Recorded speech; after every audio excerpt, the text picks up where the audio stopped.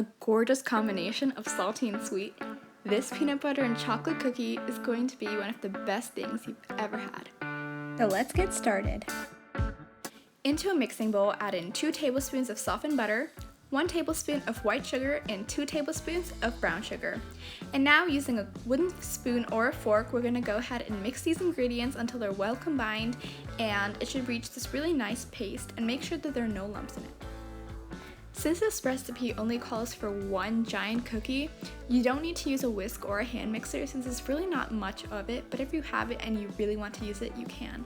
So this is what you should get after about a minute of mixing it, and you're going to want to make sure it's completely smooth with 0 lumps. Now I'm going to go ahead and add in 2 tablespoons of yogurt into my mixing bowl, but if you don't have yogurt or you don't want to use it, I will leave the replacements in the description box below.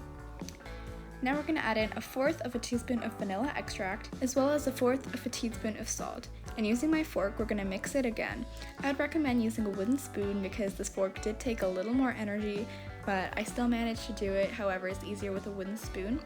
And this is what it should look like when it's done. So then we're going to add 2 tablespoons of smooth peanut butter. You can also use chunky if that is your preference. Again, mix it until every single ingredient is well incorporated, and you should get this really nice, smooth mixture. So this is what the batter should look like once it's well incorporated, and now it's time to add in the dry ingredients, which is 6 tablespoons of all-purpose flour and 1/4 teaspoon of baking soda.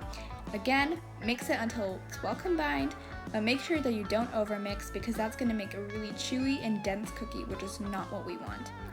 And this is what it should look like after we've mixed them together, and it is a slightly wet dough, but don't add anything because this is how we want it to be. And oh my gosh, this is one of my favorite parts in every cookie recipe. Add in 1/4 cup of chocolate chips, but don't worry, I won't tell if you add in more, and just give that a good mix until all the chocolate chips are well distributed in the dough. And look how gorgeous this looks. I'm already so excited.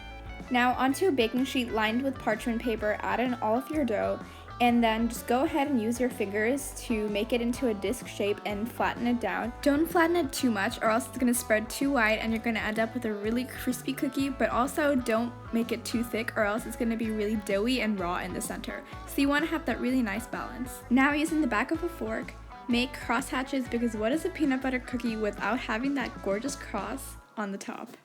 You're going to want to make sure that you press down a little harder than you usually would to make sure that the cross actually shows up because this dough is really wet, you might not be able to see it. Okay, now time for my actual favorite part.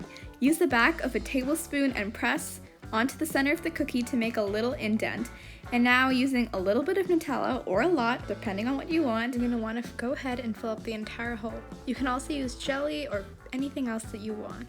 Now bake for about 15 to 20 minutes or until the edges are golden brown. And we're done! I hope you guys enjoy and I'll see you soon. Bye!